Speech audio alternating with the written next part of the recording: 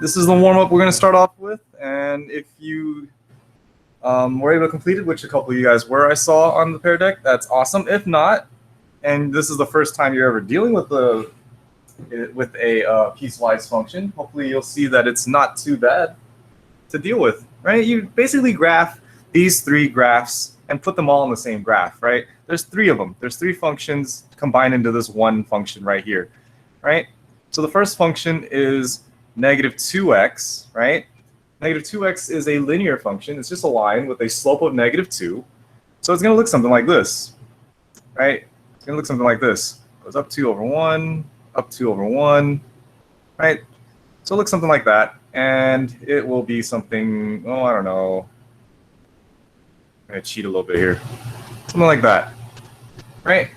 But what makes this a piecewise function is the fact that it doesn't go on forever. It doesn't go all the way to the right and all the way to the left like I just drew it, right?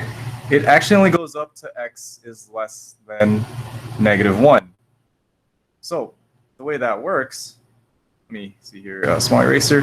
So the way that works, yeah, is none of these parts over here to the right exist, right? It only goes up to where negative 1 is, and even then, I shouldn't even have a solid dot there at negative 1, right? It doesn't include negative 1. It gets really, really close to it, but it doesn't quite reach it. So the way we denote that, right, is with a open dot there, and it gets to it, but it doesn't quite touch it.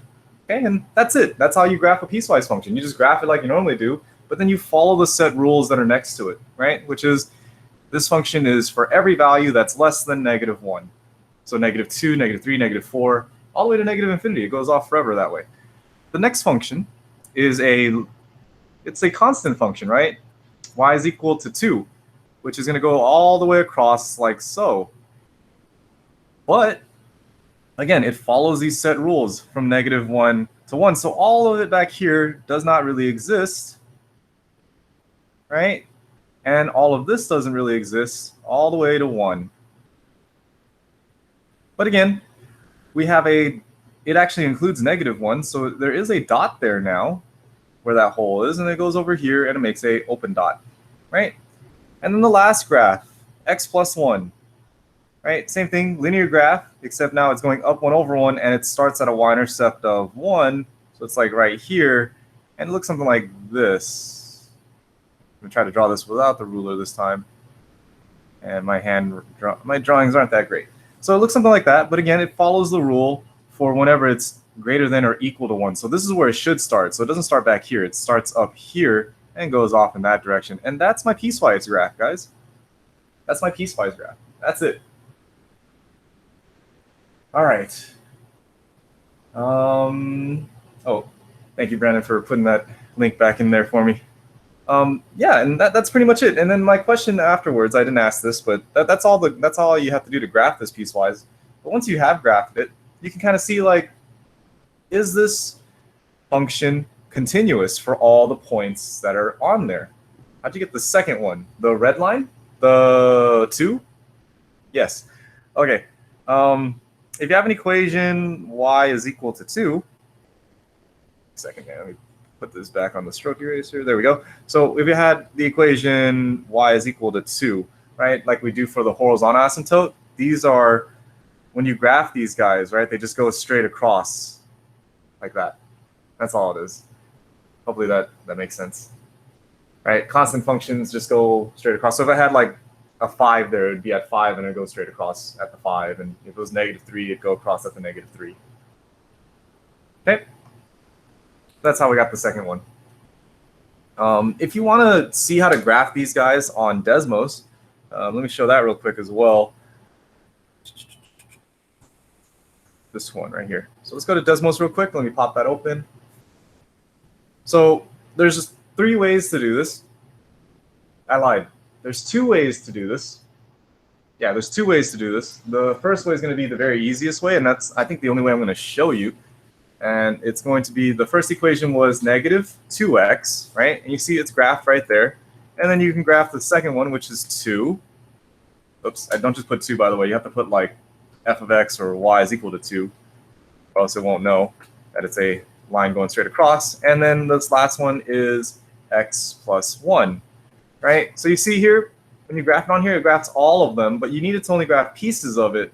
And I believe the way you do it, I'm trying to remember correctly, is I think you have to include these braces, and then you tell it the rule that it has to follow. So in this case, it's supposed to be, I think it's set to go to -1. So use the braces there, and then it'll draw the graph up until that point. See? And then at -1, it's undefined because it doesn't go into it, right? And then we go to the second one, and we put the braces on this guy.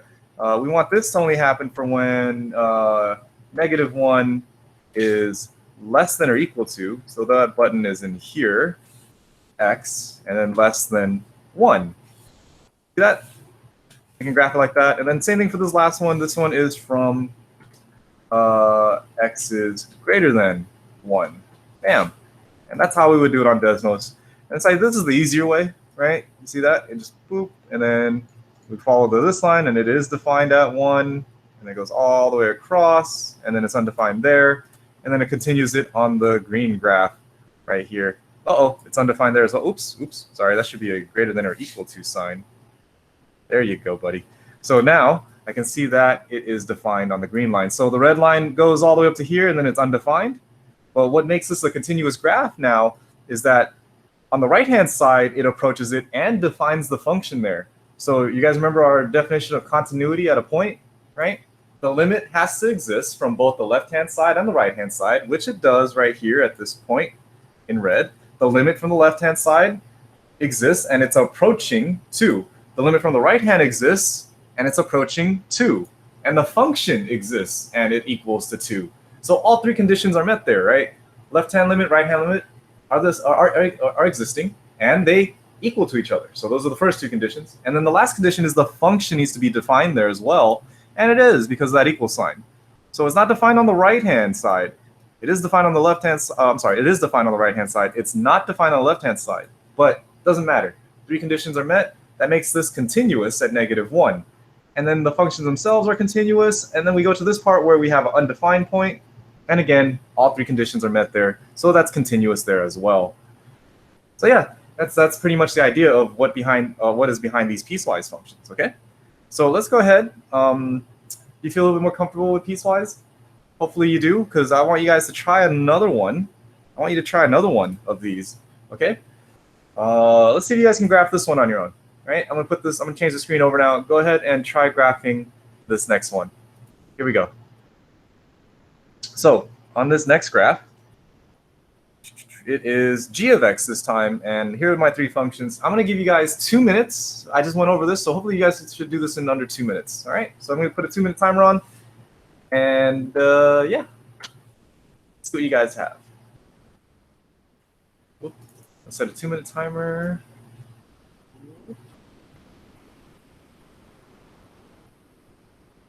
I'll put it on the screen for you guys so then you guys can see how far we are.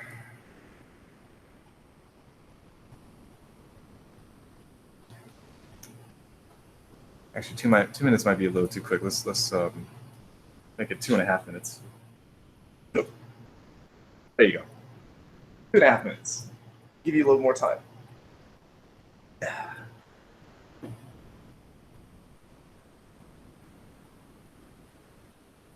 All right, just double checking my attendance. It looks like people I called earlier have all shown up. The only person we're missing is Mark. Mark in here? Mark? I don't see you, Mark, so I guess you're not here.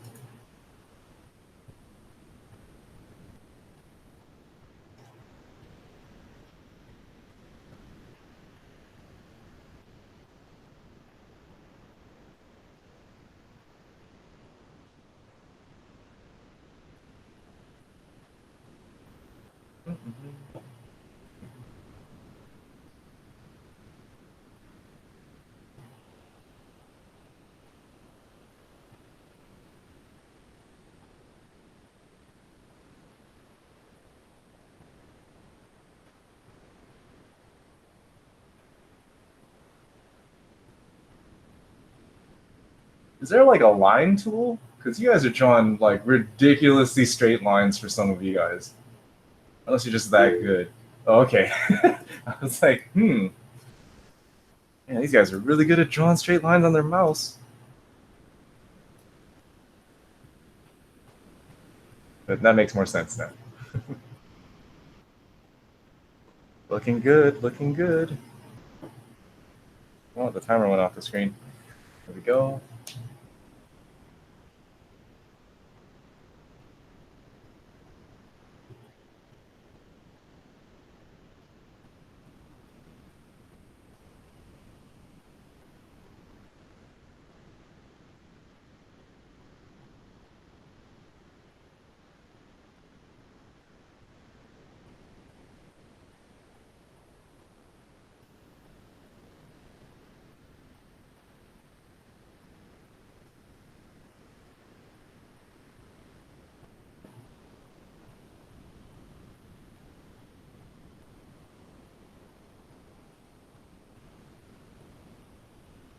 No line tool here. Oh. Oh, God. Sorry about that. Forgetting about that. Okay, so those of you still working, go ahead and finish that up. I want to go ahead and share the answer here. I'm going to figure out how to do that. Let's see here. How do you... Is there a way for me to show just one person's response, or will I show everybody's? Oh, okay. Sweet. I can just show one. Haha. All right, so I have volunteered this student without having to share their name, but if you recognize it, I saw your drawing and I was just like very impressed by it. This is a very nice sketch. A couple people have this as well. Oh, and there's a couple with color-coded ones, but we'll go with this one. And hopefully you guys notice here, the first graph, negative x, is right here, and it's a slope of -1, so it's going to go all the way down to here, but it only goes up to -2, right? And you have an open circle there. That's beautiful. It shows that it never reaches -2. That's perfect. And then y is equal to 3 is a horizontal line at 3, and it goes all the way up to 0, but does not include 0. And then x plus 2 is this line right here. Yeah? So hopefully you guys can see that piecewise, and you guys see that this is a function that is not continuous, right? And not only is it not continuous, but hopefully you guys now can specify what type of discontinuity this is, right? Remember, there are 3 types of discontinuities in your notes that we talked about last time. One of them was a removable discontinuity, right? If there was just a hole and nothing else. 2 is a jump discontinuity, which is what is happening here. You see how the function jumps from one function to the next. That's a jump discontinuity. And then there's a third one, which is called the infinite discontinuity, where we have a vertical asymptote, right? And it goes off towards infinity, or it goes off towards negative infinity, right? So, and that's the other one right there. So very good. Good job, guys. I'm going to go ahead and hide that back. And we're going to go into our notes today where we left off last time. So how does doing all these piecewise functions relate to, well, what we need to do about continuity? Well, you can see that if we deal with certain ones of these piecewise functions, you might end up getting things that are discontinuous, right? This right here has discontinuities at 2 separate places, but I just want to find it so that I can make this continuous. I should have specified this a little bit further, at x equals 1, right? At x equals 1. Because this has multiple discontinuities, but I'm only going to focus on continuity at a specific point this time. I'm going to focus on it at x equals 1. All right?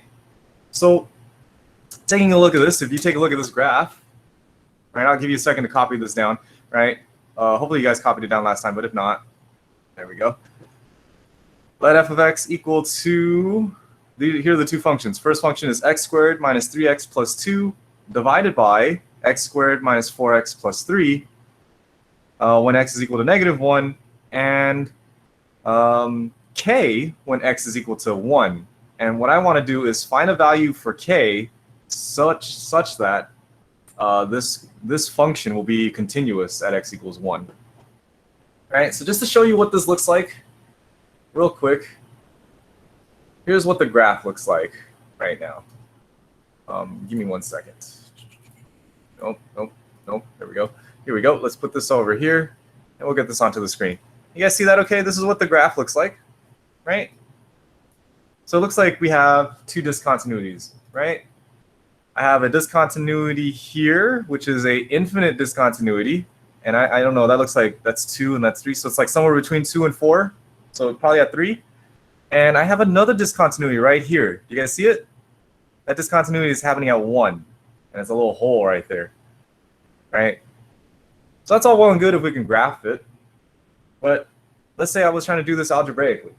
Right? Doing this algebraically, what I need to do then is figure out where those imperfections are happening. Where are those discontinuities occurring, right? And I know that there's going to be 1 at 1, so I need to figure that out. So let's take a look at this function on its own, right? Let's take a look at this function on its own first. So taking a look at this, I have x squared minus 3x plus 2, and then on the bottom I have x squared minus 4x plus 3. One of the techniques that we love to do is try to rewrite it into either factored or just some other form and see if we can simplify it a little bit more, right? So if I take this function and I factor it out, right, x squared minus 3x plus 2, hopefully you guys can see that that's going to factor out to x minus 2 and x minus 1. I literally said x minus 1. I wrote minus x for some reason.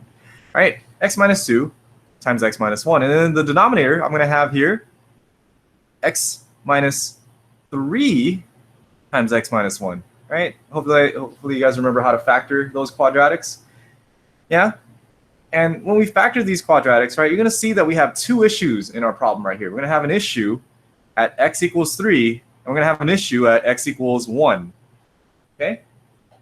And that's why we learned earlier about vertical asymptotes, right? You see that the x minus 1 I can cancel out from the top and the bottom, right? So that means that x minus 1 is a removable discontinuity. And in fact, we were able to see that on our graph, right? At x minus 1 is a removable discontinuity. So at x equals 1, there's a hole there. It's not a vertical asymptote, right? It's not something that shoots off towards infinity. It's just a hole. So it's a removable discontinuity. And since it's removable, we can go ahead and try to fill it with this value for k, right? We need to find out what should k equal so that it'll fill that removable discontinuity. At x equals 3, on the other hand, right, at x equals 3, that's a vertical asymptote. There's no way we would be able to make that continuous because a vertical asymptote, there's nothing I can just put there to make it a continuous function because that thing's going to go off towards infinity or negative infinity. And that's just not going to work out for me at that point. So I have a vertical asymptote at x equals 3, right? So this is, I would say that this right here is a infinite discontinuity.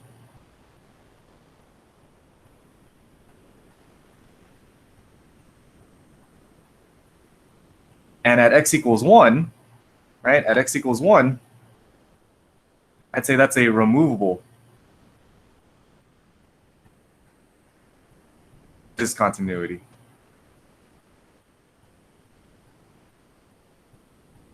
Continuity. I can spell. There we go. Okay, so now that I know it's a removable discontinuity, I just need to figure out what needs to go in for the value of k there, and this is as x is approaching to 1. So I'm just going to go ahead and take a look at this as it approaches 1.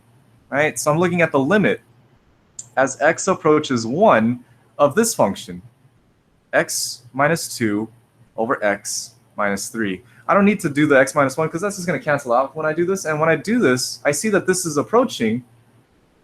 In the top, I'm going to have here -1, and in the bottom, actually, let's show the work. It's going to be 1 minus 2, and in the bottom is going to be 1 minus 3, which approaches -1 over -2, which is approaching 1/2. So the limit, as we get closer and closer to 1, right? As we get closer and closer to 1, the y value of this is approaching 1/2, right? So what does that mean? That means that if I want to fill that hole, right, I just have to let k equal to 1/2. And if k is equal to 1/2, it's going to be this line going all the way across, right, at 1/2. But it's only going to be doing that for whenever x is equal to 1. Okay? And that's it. We found out what k is, and we found out how to plug in that hole so then we can make this function continuous at x equals 1. And that's the key phrase, right? We're looking for how to make something continuous at a specific point, right? I'm not trying to make the whole thing continuous, right? I'm just trying to make it continuous at x equals 1. So let's take a look at this graph again, right? So we saw that there is a vertical asymptote at x equals 3. So let's go ahead and show that. I'm going to put that on there. Boom. See that?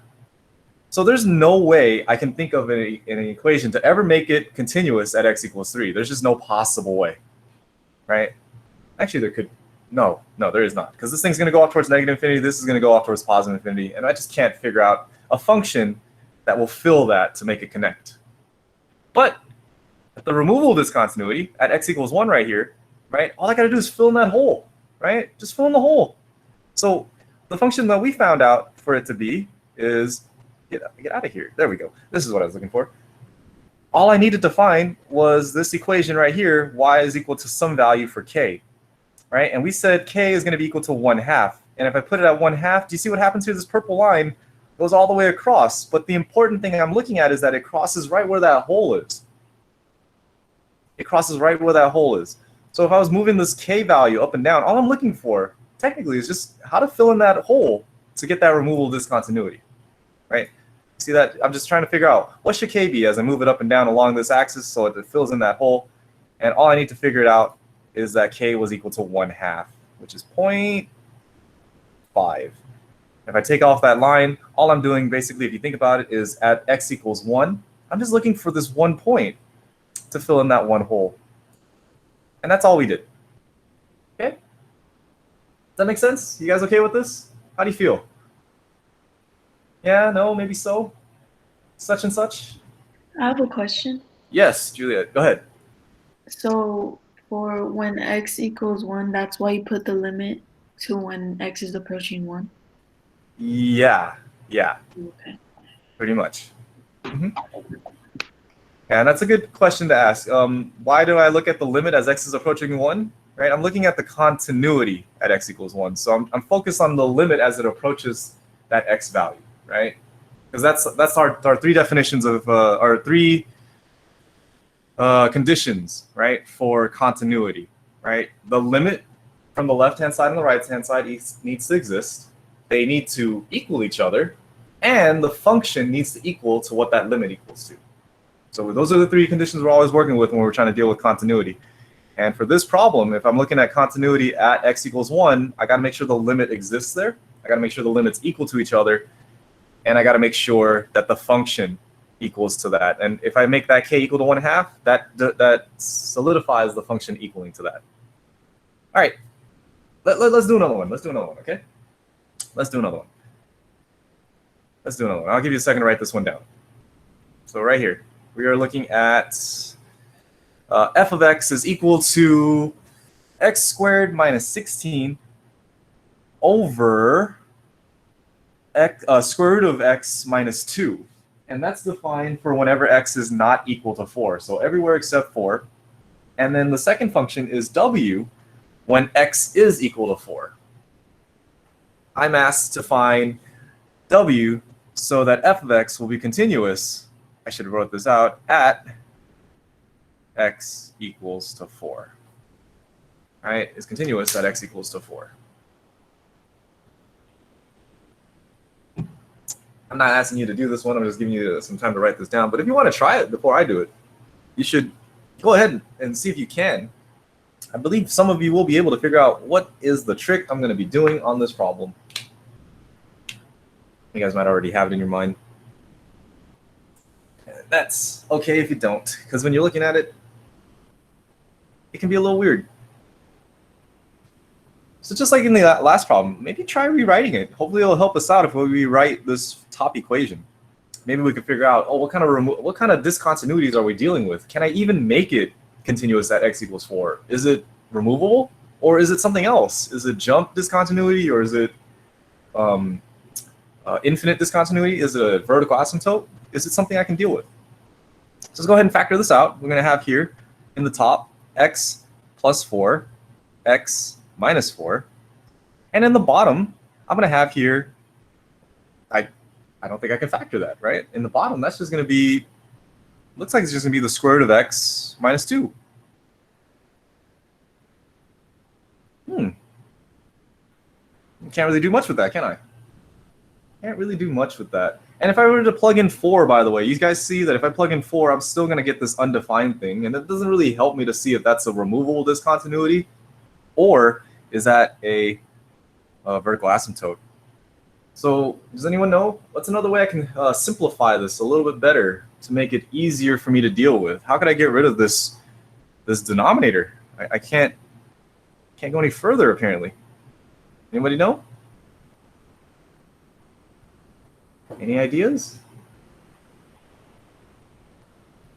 Square it. That will change the problem though, Brian. I can't just square it. If I had it equal to something, then I could square both sides. That would be fine. But I can't just square a number because then that changes the value of it, right? So I can square things if I had it equal to something, and I can square both sides, but not in this case. Good try. Good answer. I mean, good try though. Good try. I appreciate the effort. All right. What else could we try? What else could we try? Separate it to a positive and negative factor. Separate what? That's the next question I want to ask then. What are we separating? What do you think? The x. There's three x's. This x, or the square root? The square root. I don't know how to separate the square root of x minus 2 into a positive and negative factor, because it's just the square root of x. I don't think I can do that. Yeah, I don't think I can.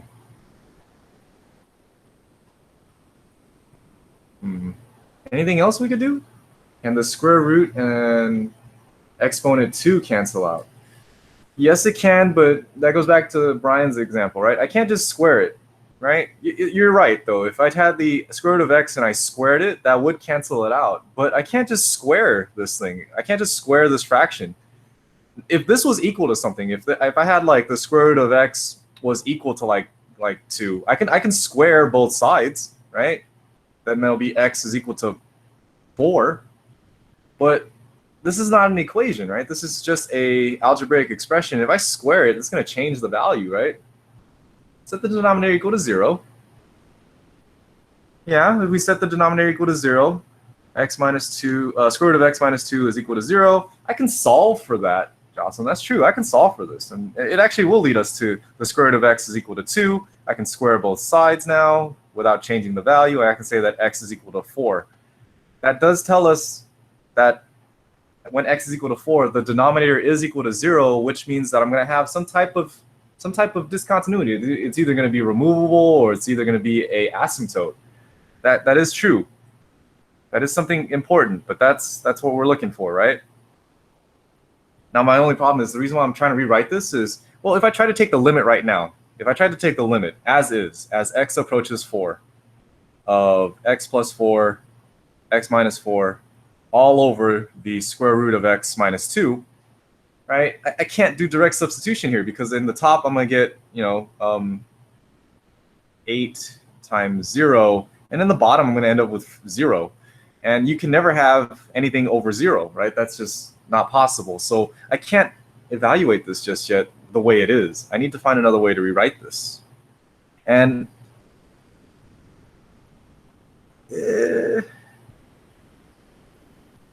we tried factoring before, and we can't really factor this one, right? So there's another thing we can do, and I'm hoping you guys can see it. Is there any tricks that you know of that deal with getting rid of radicals, right, without squaring it? Because I can't just square this thing. If I square it, it messes up the actual value of it. It's like saying, hey, can I just square 5? But you square 5, it becomes 25, and it's not equal to what you were dealing with before, right? So I can't square it, but is there a trick that we can do to get rid of radicals in a denominator? Does anyone know? What's an algebraic trick that will help us get rid of radicals that are in a fraction? They don't really teach this anymore, by the way, so it's okay if you don't know this.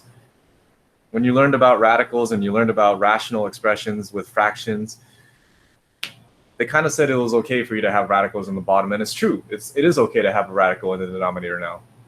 But when we have to deal with simplifying, some of you guys might have heard this term before.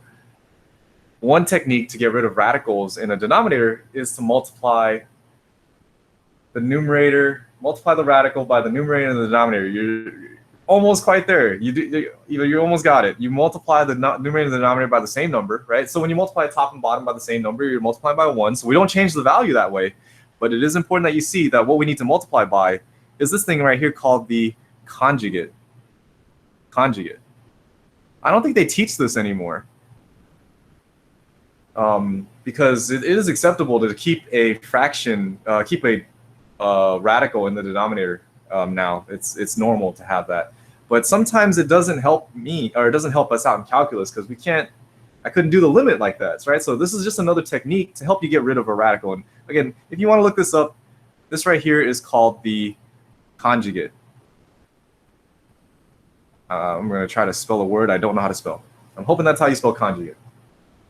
The conjugate is the same radical and the same number that's being added or subtracted to it, and then you change the sign. That's all it is. And when you multiply by a conjugate, that actually helps you get rid of the radical. Watch, check this out. So in the top, I don't need to multiply that out. In the top, I just have this guy right here, which is going to be x plus 4, x minus 4, square root of x plus 2. In the denominator, on the other hand, if you FOIL this out, right? If you FOIL this out, check this out. You get a new representation of this, and it will be, let's see here, square root of x times the square root of x. Let me show the work so I don't have you just looking at nothing here. So if you FOIL this out, square root of x times the square root of x is just x. The outside will be plus 2 times the square root of x. The inside will be minus 2 times the square root of x. And then the last term will be minus 4. And you see what happens here? You're like, your square root terms cancel each other out, and you're left with just x minus 4. So when you multiply by the conjugate, you get rid of the radical, and you essentially move the radical to the numerator. And back in the day, when I was learning this stuff, this was a technique that you needed to learn in pre-calculus, because you weren't allowed to have a radical in the denominator. It was called, I forgot what it was called. It was basically just, unaccepted. It would be unfinished. It wasn't simplified if you left a radical in the denominator. But they don't really care for that anymore. And I agree with that. It's kind of pointless to do. Like, the whole idea was just to make it look pretty, so you don't have radicals in the denominator. But when we stopped teaching that, we kind of lost an ability to simplify. So this is a technique that's used, right? It's called the conjugate. When you multiply top and bottom by the conjugate, it gets rid of the radical in the denominator. Anyways, that's a long-winded side story. So now that I have the radical gone in the denominator, I end up with this new thing that, hey, look, the x minus 4s cancel each other out. So I know that x equals 4 is now, I know it's a removable discontinuity, right? At x equals 4, I have a removable discontinuity, right? A removable discontinuity, which is what I want because I'm trying to fill this hole, right? And I know now it's not a vertical asymptote, it's an actual hole that's there. So I can now take the limit of this thing and figure out what I need to put in for w to fill in the hole, right? I can go ahead now and take the limit as x approaches 4 of x plus 4 times the square root of x plus 2 all over, well, that's 1. That's just gone now, right? That cancels out. So I'm just going to put that there. The x minus 4 is gone. So I can go ahead and calculate this limit now without having to worry about getting a 0. So I'm going to go ahead and plug that in. I should get here 4 plus 4 is 8. And next to it is going to be the square root of 4, which is 2, plus 2, which is 4. So I get here the limit of this function as x is approaching 4 is going to be equal to 32. And what does that entail tell me? My w then has to equal to 32, right? W needs to equal to 32 in order for me to make this function continuous at x equals 4. Whew, right? And let me show you this. It's a neat graph, right? It's a neat graph. So I put this in here. Let me see if I can find it. There you are. Open. So here's what the graph looks like, by the way. Right? Here's what the graph looks like. It starts off at 0. There's nothing before that because everything before 0 is negative, and that would give us imaginary numbers. So we don't really graph that, right? And then it just kind of shoots off towards infinity as it goes off towards infinity. But here's our hole that we're working with, right? Here's our hole. It's right there at x equals 4, right? At x equals 4, it's undefined, and it looks like it's about at 32. You see that? It's right at about 32. So when we fill in that hole, all I'm essentially doing is trying to set W equal to that hole. So I'm going to set that right there. And all I'm doing is I'm just moving it to the value of 32. And once I do that, bam. Going too fast. Oh, okay. Let me go back. So where did I lose you at, Sam? Yeah, let me know. All right. Are you okay with the conjugate? That's not a calculus topic, so I'm sorry if I rushed through the conjugate part. It's an algebra skill that I don't think is taught anymore, but it is something that you need to have in there. Oh, I'll say okay, that's cool. So you're just writing it down. All right, I'll put this on there for a second, and I'll go back to the graph. But what's nice is when you see the graph, right? You can verify now. So I'll just keep talking while you do this. You can verify now that there is a hole there, and we proved that there's a hole there because we were able to do this factoring and canceling to show that, hey, at x equals 4, it's a removable discontinuity. Right? That's why it's important to know the types. You got to know if it's a removable, if it's a jump, or if it's an infinite discontinuity, and see if you can adjust your function so that it will fill in that discontinuity to make it continuous. Right? So that was the first step. Second step then is to figure out, well, what is it approaching? Right? And we saw that it is approaching 32. So our last step then is just to say, well, that just means that this function at x equals 4 needs to equal to 32. And that's it. That's all we did. We made it equal to 32 at x equals 4, and that filled in the hole in the graph. Okay? And yeah, that's pretty much it on that problem. So you will get problems like this where they'll say, hey, figure out what the second function needs to be so that it will make it continuous at that given point, right? And in fact, I believe I have a problem for you to try. Hopefully you guys still have your Pear Deck open. Hopefully you still have your Pear Deck open. And I'm going to have you try a problem. Okay. I'm going to scroll down right here. Sam, were you able to write all this down? I'm going to scroll down here real quick. Okay. I'm going to scroll down. And here's the you try. Let's get that out of the way. We're not worrying about that right now. So let's say I have a function here. F of x is equal to 2x plus 3 when x is less than or equal to 2. The second part of it is b times x plus 1 when x is greater than 2. Find a value for b so that f of x is continuous. And I'm just going to give you this hint right now. I'm not even going to say at 2. I'm just going to say continuous because this linear function, it's a line. Line functions are continuous, and so is b times x plus 1. That's also linear. We just need to find out what value should we put in for b to make that slope so that it will be continuous for all the points. But if you want us to start off on a focus point, we're focusing at 2. You guys can see that, right? We're going to have an issue here at 2. So I'm hoping that I can find a value for b so that these two functions will connect. So I'm going to go ahead and let you guys try this. And I'm going to set a timer for 5 minutes.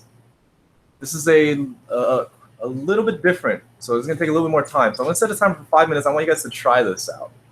Okay, I changed the Pear Deck to that page, so you guys can go ahead and put in your answer there. You don't have to put in your work, just your answer. Okay, so I'm going to go ahead and set that for 5 minutes. And yeah, hopefully you guys can do that. Is it on the Pear Deck? Let me double check the Pear Deck. Yes, the Pear Deck is on the right page, so you guys can see it on that screen as well. And that's where you'll enter your answer. And I'll show the work over here.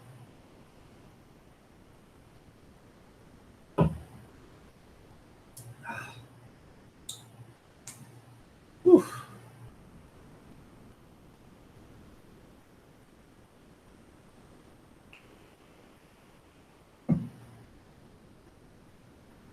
While you guys are doing that, just talk a little bit here. I know it feels actually I don't know what you guys are feeling, but I know when I was learning this first chapter of calculus, I know I felt like the topics themselves weren't that crazy, or I should say weren't that ridiculously hard. You know, it wasn't what I thought calculus was going to be, right? It was very the way I felt when I was first shown this, I was very like confused in a sense of like I couldn't see the bigger picture that's going on there, and I think that's a normal feeling when you go into the first chapter of calculus, when you start learning about limits, right, and you start learning about these different functions and approaching it a different way. It's normal to feel like a little bit lost, right, or a lot lost, right, and if you're struggling with that,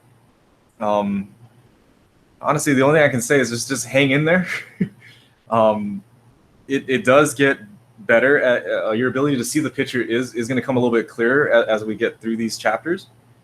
But this first chapter is it's a weird jostle. It's like it's not the same as your other math classes where you kind of just like, oh, go solve for x. Here's a new technique to solve for x.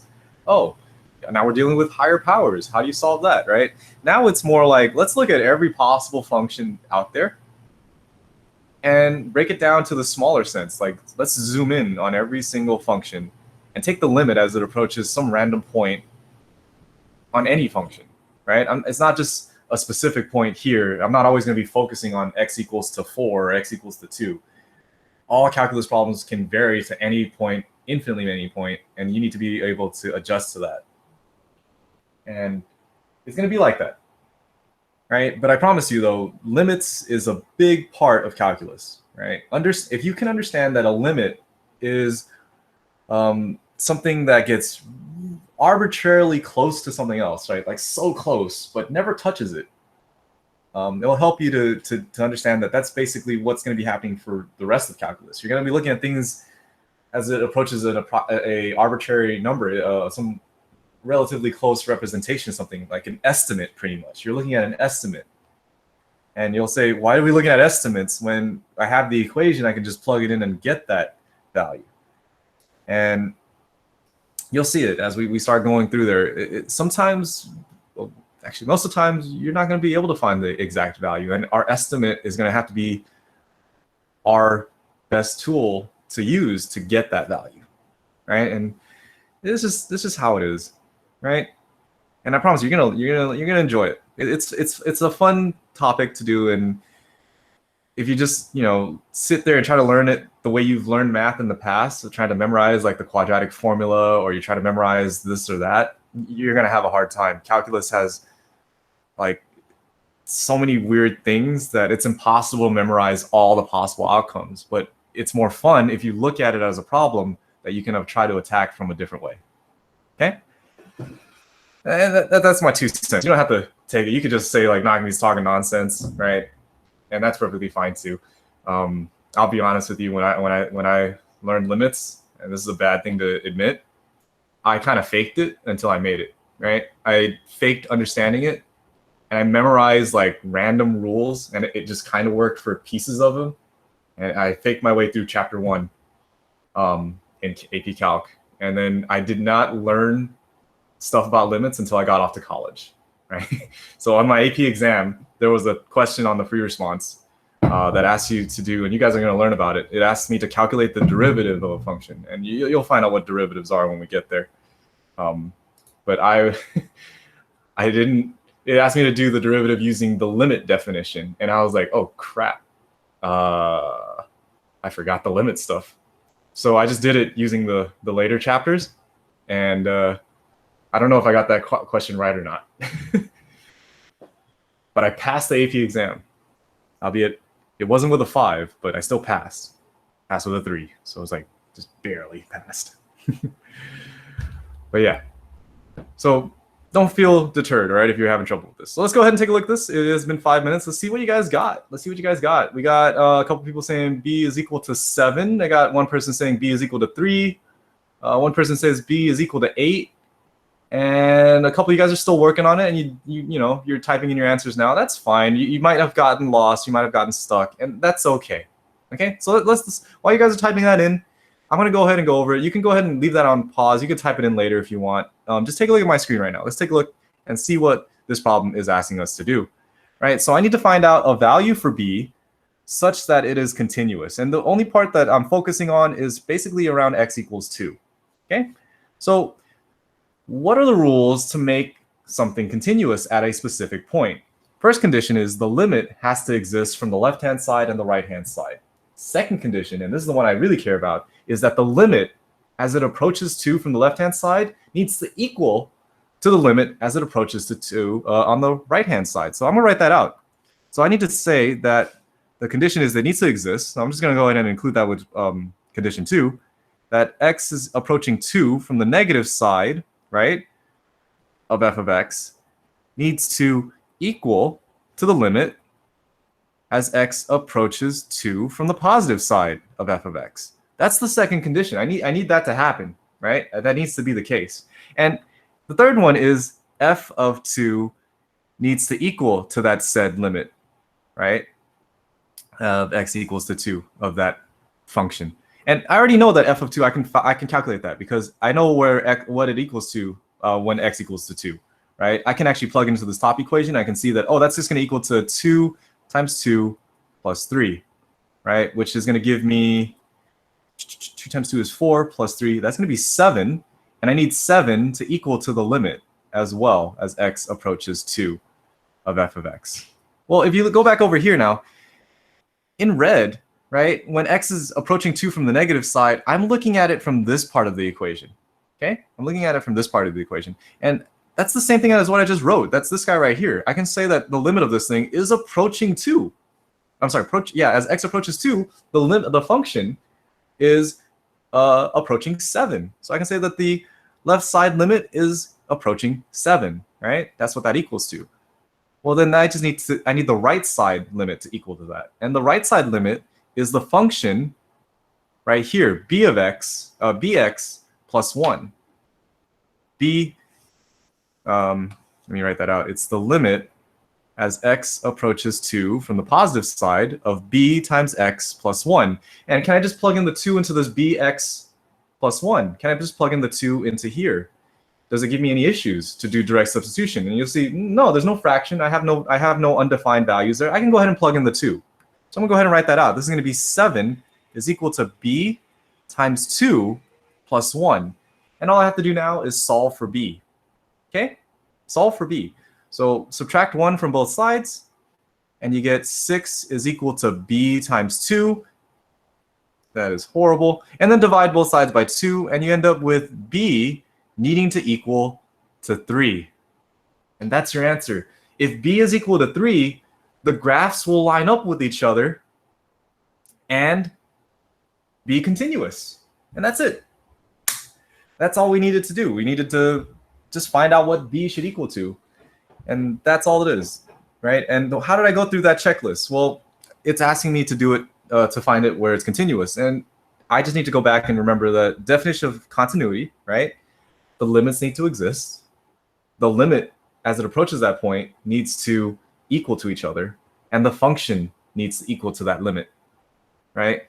So those are the check marks that I was going through. I was looking at that one. I was looking at that one. And that first check mark actually satisfies the first 2 conditions.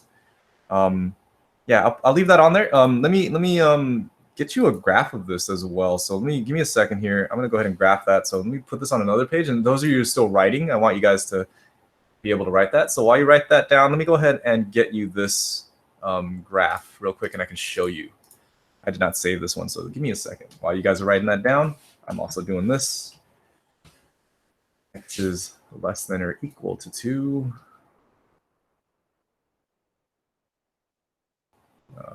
Close that. And then the second graph is b of x, add up slider for b, plus 1, x is greater than 2.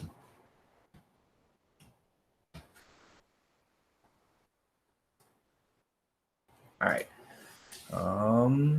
We have a dot there at 2, 7. Go ahead and make that purple without the circle, and then make you purple. All right, let's make you red. No. Let's make you red. All right. Hopefully you guys are able to copy that down. And then we need another. Give me 1 second. There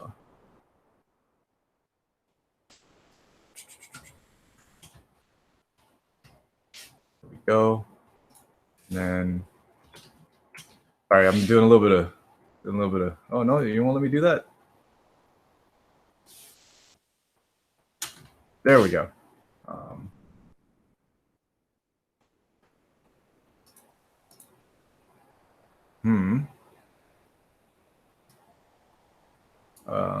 That didn't show up. Give me a second. Almost done. Oh, I guess that's not going to work. All right. We're going to label. Anyways, okay, let me put on the graph. Hopefully you guys were able to get it down and copy it. So check this out. Ignore all that. So the first part of the equation that we did in red, as it approaches from the left-hand side, is this line right here, right? And it approaches up to here, and then it's undefined, right? At 7. Now, oh, it is defined. I'm sorry. It is defined. It actually is there. So we don't need that dot. Get out of here. So yeah, it is a solid dot there. And then all we had to do then was figure out a b value so that I can move this blue line, right? And you see now, it's not just a dot. It's like this whole line right here as I'm moving the b value. So it's moving up and down here. And my job is to get it so that it lines up with the other one to make this graph continuous. And we found out that b just needs to equal to what? 3.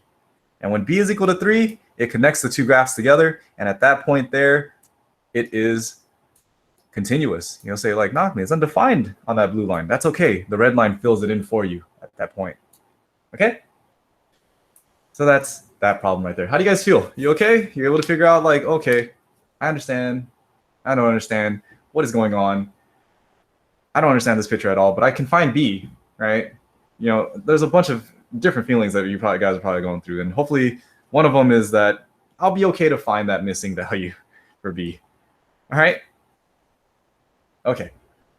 With that, you should be able to do the homework now from 1.3. I haven't posted it yet, but I will be posting that later today. So you guys can start that homework.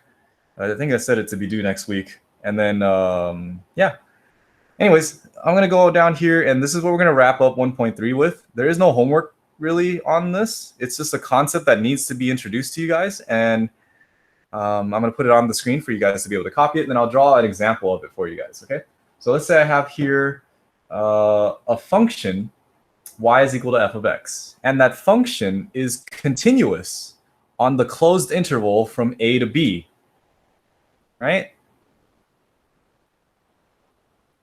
And now it takes on every value between f of a and f of b. If y is between f of a and f of b, then there exists some value of c such that f of c is equal to y.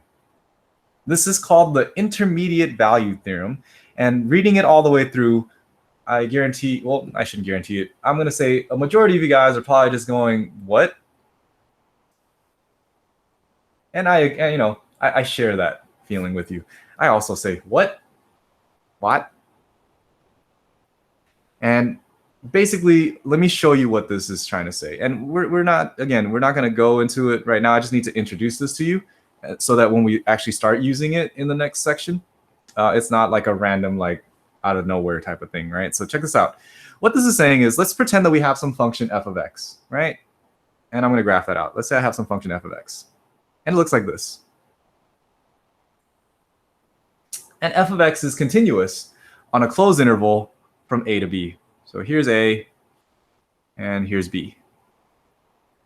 This dot right there, and this dot right there. Okay, so this is my f of x function, and it's graphed like so. And all I'm saying is that there is a value that f of x takes on from a all the way to b. So here is f of a, right? That's that value right there, and f of b is up there somewhere. Okay, f of b is up there somewhere. What I'm saying is that if this function is continuous, right, from a to b, and on the closed values from a to b, right, what I'm saying is then, if there is a y value that is between the two, if f of a is less than or equal to y is less than or equal to f of b, what I'm saying is this: if there's a y value that's somewhere between here and here, anywhere from here to here, if there's a y value in between there, right? Like I just pick randomly, let's let you be the y value. What I'm saying is then, at this, there's somewhere in between f of a and f of b such that y is equal to that, and there's some c value that's between a and b that exists. That's all the intermediate value theorem is. It's stating that the existence of this point, of this c value, right? There needs to exist some value c such that when I do f of c, it'll equal to y. And that's all the intermediate value theorem is. It's the idea of looking for the existence of a point, right? You can do the calculations for it, and it's just a bit basic algebra stuff. But the big thing I want you to take away from this intermediate value theorem is that this is a proof of existence, right? That's all it is. It's proving that this point exists. Okay, and it's a really big deal to be able to prove something exists. We'll talk about more about that later, but just the idea right now that I need you to grasp is just this intermediate value theorem is a theorem that proves an existence of a point, but it needs to meet conditions though. F of x needs to be continuous. That's the first condition. The second condition is the interval that you're looking on from a to b needs to be closed. Do you guys understand closed conditions, right? Do you guys understand the difference between a closed interval and an open interval? Right? The interval from A to B being closed means that it includes the point at A and it includes the point at B. Okay? If it's open, this theorem doesn't work. As weird as that sounds. If it's an open interval from A to B, this theorem does not apply. So you need to have two things to make sure this works. F of x is continuous, and you're looking at it on a closed interval from A to B. If those conditions are met, and you're looking for a y value that's between f of a and f of b, there has to exist a point, c, such that f of c is equal to that. That's all this theorem is talking about, is that there needs to exist this said point. And I'm going to leave it there at that. I don't think you'll have any homework problem on the existence stuff, but we will do some practice stuff to see how do you apply this. But we'll do that next time. But yeah.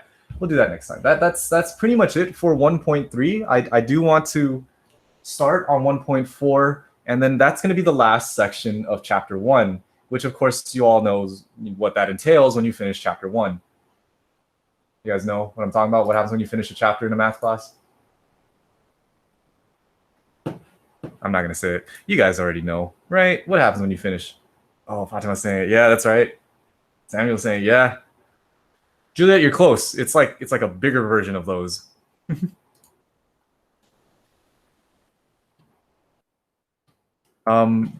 You'll notice though, we haven't had a quiz yet, so that's mostly because we don't really have time. So we will have quizzes, but I think the quizzes that we'll do is going to be a take-home quiz. And I know you're like, "Nah, we're already at home," but I mean, you know what I mean? Like, it's not a quiz that we'll do during class time, right? Virtual party. David, the next chapter happens. That is true. That is true. The next chapter does happen.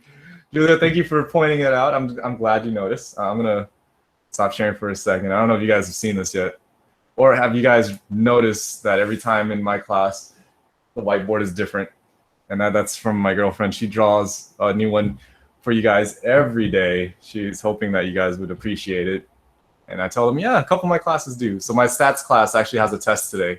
So I should do this one for them, but it applies. It applies to you guys as well. You're gonna look at the first test and just be like, I don't remember learning this. But yeah, so hopefully you guys can see it. But yeah. Anyways, I got 10 minutes. I want to start off on 1.4, and I think on Monday we'll take a online quiz just to get us going. Rates of change. Rates of change. Okay. This last one is going to be one that's seems like a slight disconnect, but it actually is the piece that is going to connect chapter 1 to chapter 2, right? And that's going to be this topic right here, the average. I'm just going to abbreviate. Rate of change. The average rate of change. right? So let's say I was asked to find the average rate of change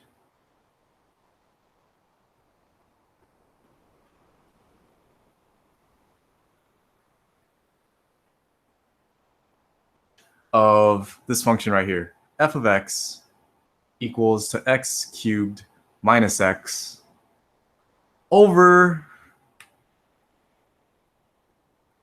the interval. Am I sharing the screen or am I not sharing the screen? You guys can see it? I think I am. Okay. Over the interval. Yes. Okay. Over the interval 1, 3. So what I would need you to see is when you're looking at the average rate of change, right? Which I like to abbreviate it as ARC or the arc. I'm gonna mute you, Eva, unless you got something to say. Oh no, I think there you go. Thanks. All right. The average rate of change, right, or the arc. How do you calculate the average rate of change? You guys understand the term though, right? Rate of change. I'm hoping that when you hear the word rate of change, what comes to mind is the word slope, right? It's the rate at which your y changes compared to the rate at which your x changes. And that's a big deal, right? When we talk about position, that's like talking about the change in position over the change in time, which, by the way, if you ever thought about it, the reason why when you're driving in your car, your speed is labeled as miles per hour, because it's a rate of how many miles have changed over how much time has changed. So how many miles do you go for every hour that you've driven, right? And that's the idea of the rate of change here. But now we're applying it to these functions here. And I'm looking for basically the average rate of change. And when you look at the average rate of change, it's just the slope from the beginning to the slope to the end, okay? So at the beginning point, what's my beginning point? Do you guys know? You guys have any idea? What's my beginning point of this function? What's my starting point? It is not 1, 3, by the way. No one actually said that in the chat, but that's just a common thing that I'm always told. My starting point is not 1, 3. Does anyone know what my starting value is for this? And at the same time, do you guys know when is my ending point? My end point? 0. 0 is not my start point for this one. 0 is not my start point. This is my function, right? What am I looking at this? What values am I looking at this for to calculate this average?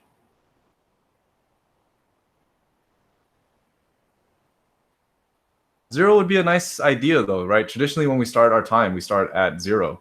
And yeah, we are looking for the x value. What's my starting x value for this guy? 1. Very good. My starting value is 1. Yeah, that's what this is representing, by the way. I'm looking on the interval from 1 to 3. I'm looking to see what is this function doing from 1 up to 3.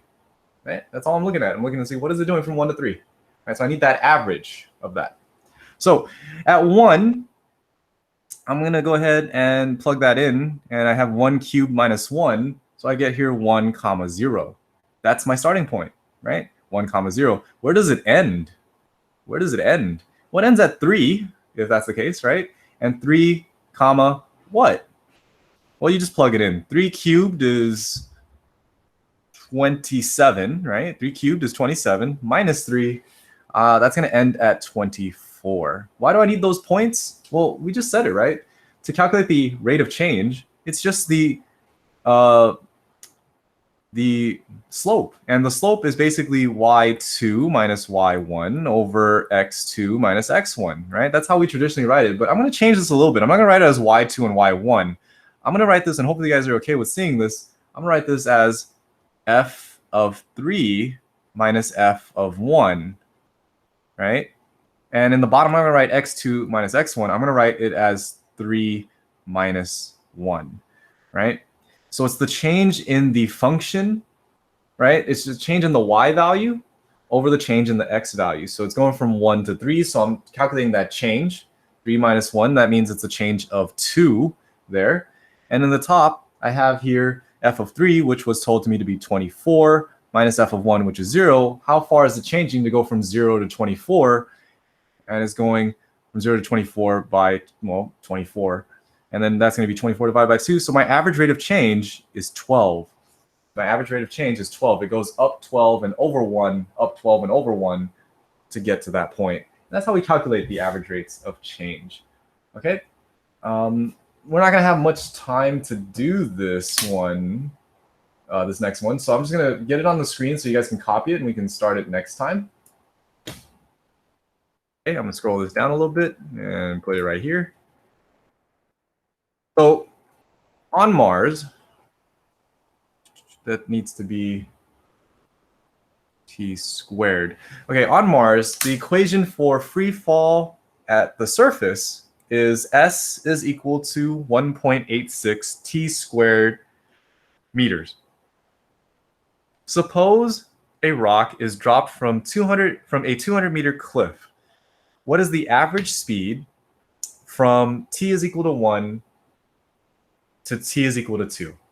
So this equation is the position equation. It tells you how far it's traveled after a specific time. That's what's going on in this equation right here.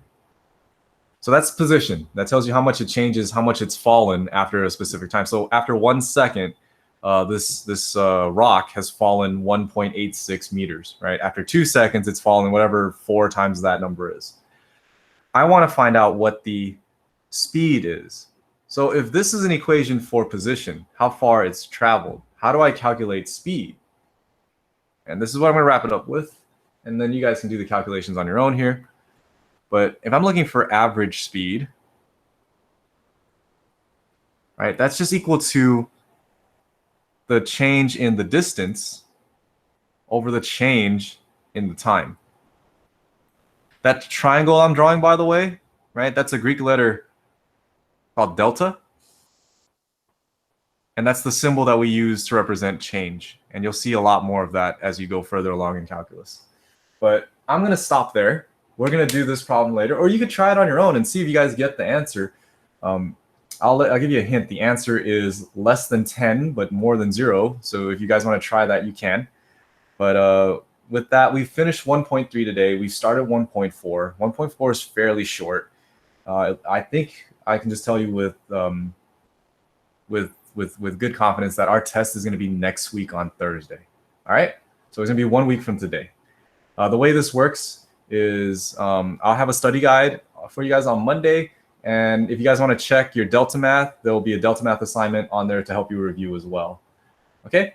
I'll have that up before the weekend so you guys can start on that as well. And that's pretty much it for me, guys. Yeah, we're moving right along. We're going to get done with this chapter 1 stuff and move on to chapter 2 after next week. All right? With that being said, have a good weekend. Look out for your Delta Math assignment, and then look out for your 1.3 assignment on Canvas. All right? And that's it, guys. Have a good weekend. I won't see you guys until Monday. I have office hours today, so if you need to stop by, I'll be in from 1 to 2. All right? And other than that, have a good weekend. I'll see you guys on Monday. Stay out of trouble. Stay out of jail. Don't get pregnant. Okay? So long, guys. Bye-bye. Bye-bye.